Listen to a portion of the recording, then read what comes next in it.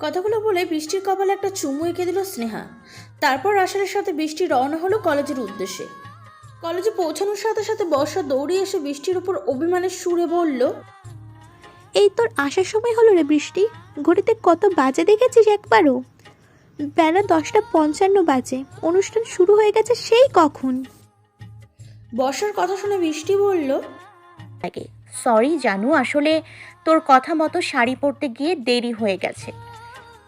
এই আমি কান ধরছি, রাগ করিস না প্লিজ। বৃষ্টির কথা শুনে বর্ষা রাগ ভেঙে বৃষ্টিকে পা থেকে মাথা পর্যন্ত একবার দেখে নিল। তারপর বলল, ওয়াও বৃষ্টি, তোকে কি সুন্দর লাগছে রে শাড়ি পরে। আজকে তো সবাই অনুষ্ঠান না দেখে তোর দিকে হাঁ করে তাকিয়ে থাকবে। তোকেও তো দারুণ লাগছে রে বর্ষা। নীল শাড়ির সাথে ম্যাচিং করা সব জুয়েলারি, হাত ভর্তি নীল চুড়ি, সাথে চুলগুলো ছেড়ে দেয়া, অনেক সুন্দর লাগছে রে তোকেও। দেখিস তো শ্রাবণ চৌধুরী আবার তোর প্রেমে না পড়ে যায়। ইস বৃষ্টি, কি হচ্ছে কি? ভাইয়ার সামনে কী সব বলছিস বলতো? আমার বুঝি লজ্জা করে না? বর্ষার কথার উত্তরে বৃষ্টি কিছু বলবে তার আগেই রাসেল বলে উঠল, তোরা কি এখানেই দাঁড়িয়ে থাকবি নাকি ভেতরে যাবি বলতো? উপস, সরি ভাইয়া, চলুন আমরা বরং ভিতরে যাই। বর্ষার কথা শুনে আর কথা না বাড়িয়ে কলেজের ভিতরে স্টেজের কাছে গিয়ে বসলো ওরা। আর তখনই কলেজের প্রিন্সিপাল স্যার এসে বৃষ্টিকে উদ্দেশ্য করে বলল, বৃষ্টি, তুমি এসেছো? আমি এতক্ষণ তোমার জন্য অপেক্ষা করছিলাম। প্রিন্সিপালের কথা শুনে বৃষ্টি উঠে দাঁড়িয়ে অবাক হয়ে বলল, আমার জন্য অপেক্ষা করছিলেন? কিন্তু কেন স্যার? আসলে বৃষ্টি, তুমি হয়তো শুনেছ, আজকে আমাদের কলেজের এই উৎসবের প্রধান অতিথি হলো মিস্টার শ্রাবণ চৌধুরী। তো আমি চাই ওনাকে তুমি গেটের কাছে ফুল দিয়ে স্বাগত জানিয়ে কলেজে নিয়ে আসবে। আমি স্যার? হ্যাঁ তুমি বৃষ্টি, এতে কিন্তু আমাদের কলেজের মান সম্মান জড়িয়ে আছে। ওকে স্যার, আমি করব। কিন্তু স্যার, আমার সাথে যদি আমার বান্ধবী বর্ষাও থাকতো তাহলে অনেক ভালো হতো।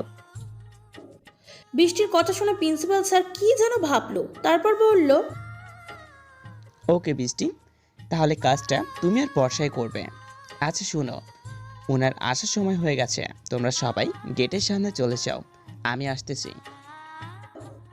প্রিন্সিপাল চলে যেতে বৃষ্টিকে জড়িয়ে ধরলো বর্ষা। তারপর খুশি হয়ে বলল, ও বৃষ্টি, তোকে এতগুলো লাভ ইউ রে স্যারের কাছে আমার কথাটা বলার জন্য। হয়েছে, এবার চলুন ম্যাডাম। ভাইয়া তুমি এখানেই থাকো কেমন?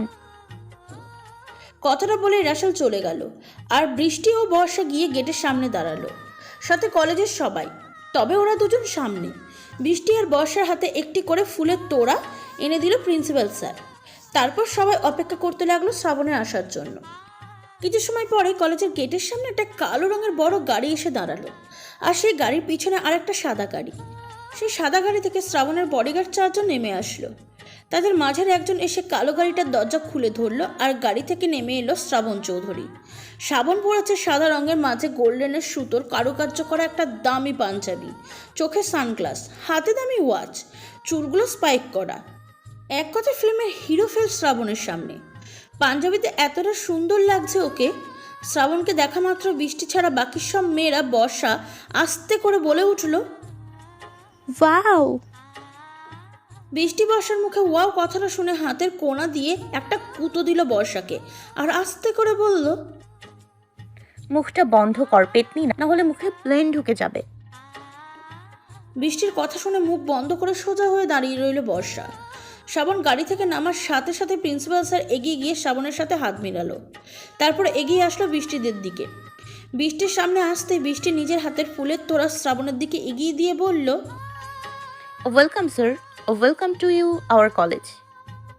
বর্ষার বৃষ্টি হাত থেকে ফুলের তোড়াগুলো হাতে নিয়ে শ্রাবণ গম্ভীর গলায় বলল, থ্যাঙ্কস। তারপর সোজা হেঁটে ভিতরে চলে গেল। বৃষ্টির দিকে একটু ভালো করে দেখলও না। শ্রাবণের এমন আচরণের বৃষ্টি মনে মনে বলল, ইস, ভাবটা কি ব্যাটার, যেন অহংকারে মাটিতে পা পড়ে না, ঢং দেখে বাঁচি না। এদিকে শ্রাবণের বডিগার্ডদের মধ্যে নাজমুল নামের বডিগার্ডটা সৌরভ নামের বডিগার্ডকে বলল, দেখছো সৌরভ, আমাদের স্যারের ভাবটা এমনিতেও সবসময় বৃষ্টি ম্যাডামের জন্য পাগল হয়ে থাকে, আর এখন এমন আচরণ করলো যে বৃষ্টি ম্যাডামকে চেনেই না। আরে এটাই তো আমাদের শ্রাবণ স্যার নাজমুল, ভাঙবে তবু মদ খাবে না। কথাগুলো ফিসফিসিয়ে বলেই হাসলো দুজন। তারপর শ্রাবণের সাথে স্টেজে গিয়ে বসলো। কিছুক্ষণের মাঝে অনুষ্ঠান শুরু হয়ে গেল। সবাই অনুষ্ঠান দেখলো, বর্ষা হাঁ করে চেয়ে থেকে শ্রাবণকেই দেখছে। আর এটা দেখে বৃষ্টি মুখ টিপে হাসছে।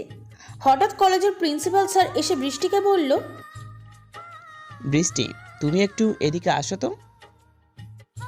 প্রিন্সিপাল স্যারের কথা মতন বৃষ্টি ওনার সাথে অনুষ্ঠানের জায়গা ছেড়ে কিছুটা দূরে গেল। সেখানে গিয়ে প্রিন্সিপাল স্যার বৃষ্টিকে বলল, বৃষ্টি, ওপরতলায় একটি ক্লাসরুমে টেবিলে আমি একটা ফাইল রেখে এসেছি ভুলে। ফাইল ভিটা এখন লাগবে, খুব দরকার, কিন্তু আমি অনুষ্ঠান ছেড়ে যেতে পারছি না। তুমি যদি একটু কষ্ট করে এনে দিতে তাহলে খুব ভালো হতো। ওকে স্যার, আমি বর্ষাকে সাথে নিয়ে গিয়ে এনে দিচ্ছি, আপনি একটু দাঁড়ান। Thank you Brishti. You welcome sir. Brishti অনুষ্ঠানে ফিরে গিয়ে বর্ষাকে ওর সাথে যেতে বলল, কিন্তু বর্ষা বলল ও যাবে না, ও তখন শ্রাবণকে দেখতে ব্যস্ত। শেষে বৃষ্টি বাধ্য হয়ে একাই চলে গেল ফাইলটা আনতে। উপরতলায় উঠে একটা একটা করে ক্লাসগুলো চেক করতে লাগলো বৃষ্টি। তারপরে একটা ক্লাসে ফাইলটা পেয়ে নিচে যাওয়ার জন্য পা বাড়ালো বৃষ্টি। আর তখনই কেউ একজন বৃষ্টির হাত ধরে আচমকা টান দিয়ে একটা অন্ধকার রুমে নিয়ে গেল। বৃষ্টি ভয় পেয়ে চিৎকার করতে যাবে, তার আগেই কেউ বৃষ্টির মুখ চেপে ধরে বলল, এমএ একদম চিৎকার করবে না, ভয় নেই, আমি তোমার কোনো ক্ষতি করব না। কথাগুলো বলে বৃষ্টি মুখ থেকে হাত সরিয়ে নিল শ্রাবণ। বৃষ্টি কাঁপা কাঁপা গলায় জিজ্ঞাসা করলো, কে কে কে আপনি, আর আমাকে এই অন্ধকার রুমে কেন নিয়ে আসলেন? আমি তোমার লাভার বৃষ্টি, যাকে তুমি দুবার গুলিবিদ্ধ হওয়ার হাত থেকে বাঁচিয়েছো, সাথে আমার মনটাকেও চুরি করে নিয়েছো। মানে আপনি ওই কক্সবাজারের কালো হুডিওয়ালা জ্যাকেট পরা লোকটা নাকি? আমি সেই সুইটহার্ট। তার মানে আপনি অন্ধ, বোবা আর পাগল নন? মারবুটেন এক চড়, তোমাকে কে বললো আমি অন্ধ, বোবা আর পাগল? দেখুন, আপনি আমায় যেতে দিন প্লিজ। আমি জানি আপনি অন্ধ, বোবা আর পাগল না হলেও আপনি একজন সন্ত্রাসী। প্লিজ সরুন, যেতে দিন আমায়। বৃষ্টির কথা শুনে বৃষ্টিকে দেওয়ালের সাথে চেপে ধরলো শ্রাবণ। তারপর বলল, এই মেয়ে, তুমি কেন বোঝো না তোমার জন্য আমি কতটা পাগল? তার উপর আজকে এই সাজে আমার সামনে এসে তো আমার মাথাটাই ঘুরিয়ে দিয়েছে। ভেবেছিলাম তোমাকে বিয়ে করার আগে তোমার সামনে আসবো না, তোমায় স্পর্শ করবো না, কিন্তু তুমি তো আমায় পাগল করার প্ল্যান করে এইভাবে সেজেছ। আর তোমার একটা জিনিস দেখে তোমার নিজেকে কন্ট্রোল করাই কষ্ট হয়ে যাচ্ছে। শ্রাবণের কথা শুনে বৃষ্টি ভয়ে ভয়ে ঢুকলে বলল, কি জিনিস দেখে? তোমার ওই বাম পাশের কিউট তিলটা দেখে। তুমি জানো তোমার গলার নিচে তিলটা দেখে আমি পাগল ছিলাম। আজকে তোমার পেটের বাম পাশে তিলটা যেন আমায় আরো পাগল করে দিচ্ছে, তোমার কাছে টানছে আমায় আরো। নেশাভরা কণ্ঠে বলল শ্রাবণ। শ্রাবণের কথা শুনে বৃষ্টি খুব ভয় পেয়ে গেল। তাই বৃষ্টি কান্না করে দিয়ে বলল, প্লিজ আমায় যেতে দিন, আমার কাছে আসবেন না আপনি। আমি জানি আপনিই সেই লোক, তাই না যে সব সময় আমার উপর নজর রাখেন।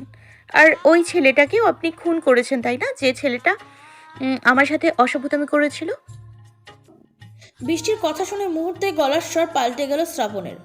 শ্রাবণ দাঁতে দাঁত চেপে বলল, শুধু একজনকে কেন? যে তোমার দিকে চোখ তুলে তাকাবে তাকেই শেষ করে দেবো আমি। তুমি শুধু আমার আর কারো নও।